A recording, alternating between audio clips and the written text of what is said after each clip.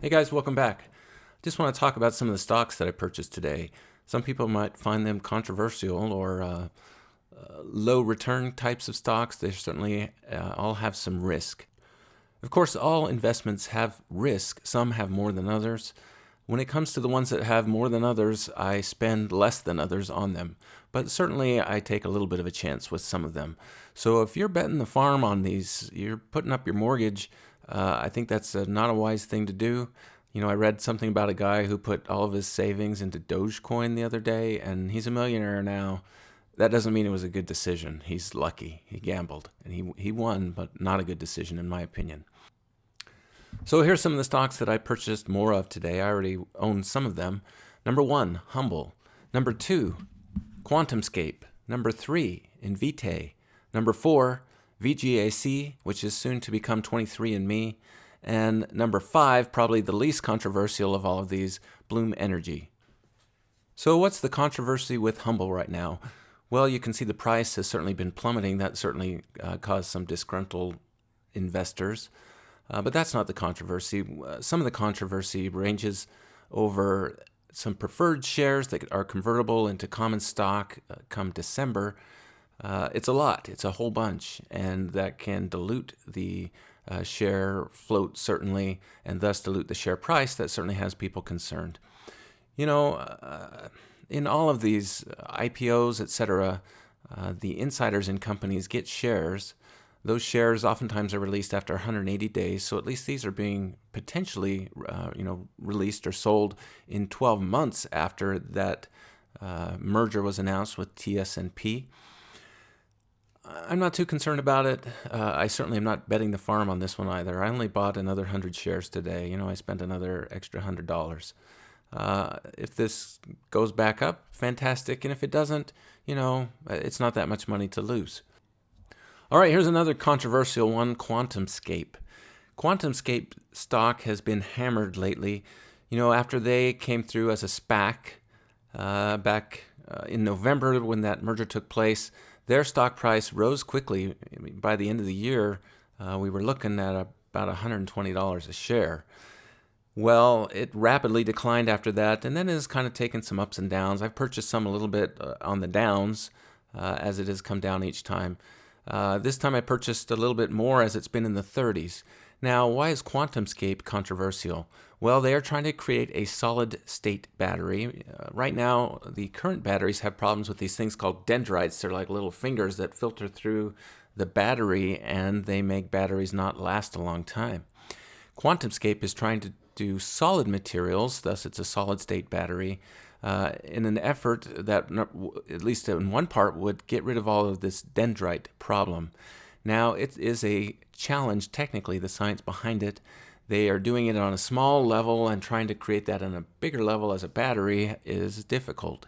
They do have one backer. Well, they have more than one backer, but one big backer is Volkswagen.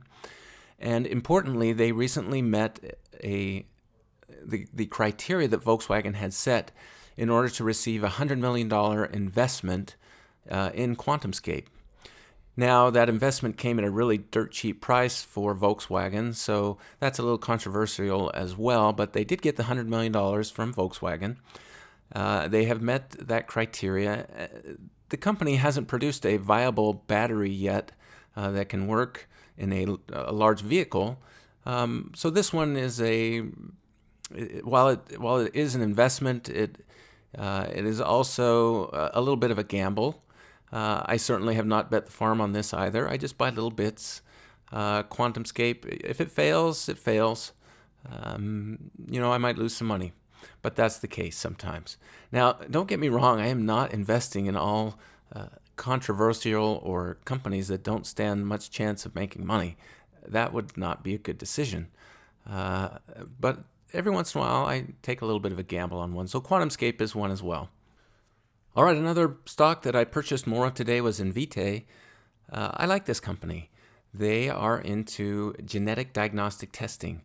I have a couple of daughters who have had children recently, and I was surprised how they were getting genetic testing done just based off a blood sample out of their arm that would tell them about their baby's genetics. and also about the mother's genetics, and if the father chooses to have a blood draw as well, the father's genetics. That's amazing. That's amazing. And the cost of these tests has come down incredibly. They do far more than just that type of genetic testing, but that certainly is one thing that Invitae does. I don't see that market going away for that. Now, they may have some competitors, though, obviously, but Invitae is very good at doing that. Obviously, a lot of people know that Kathy Wood and her ARK investment team invested heavily in Invitae last year. They did sell off a whole bunch of shares in October, and to my understanding, they haven't repurchased any more shares of Invitae, but they are still very high on this company. I had purchased shares back when it was in the 50s, and if I was willing to buy this company thinking it was a good buy back in the 50s, well, in the 30s, it's a fantastic buy. So I purchased more of Invitae as well. In fact, I plan to make a video this week about Invitae to explain a little bit more about the company and why I think it's a great buy.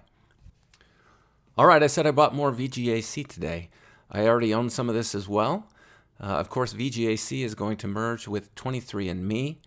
That merger, who actually knows when that will take place now? I think a lot of these SPACs are getting slowed down by the fact that the SEC recently said that they're going to classify warrants as liabilities now for a company's accounting.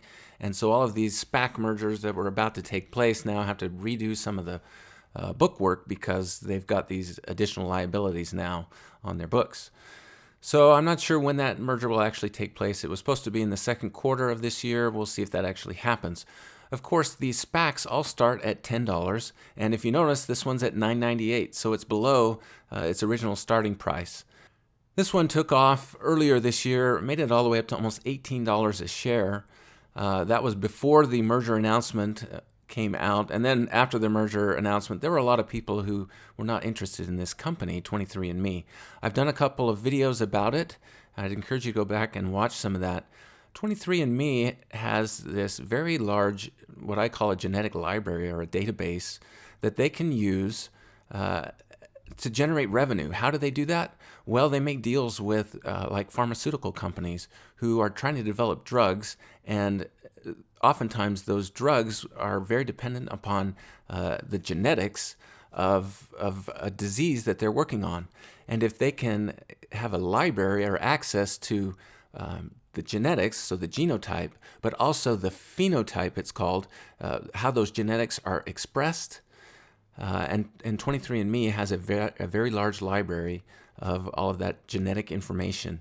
And they sell that to research companies and then generate revenue from it. So besides just generating revenue from the kits that they send out that everybody swabs their cheek and sends it back and they tell you where your ancestors came from, they are generating revenue behind the scenes.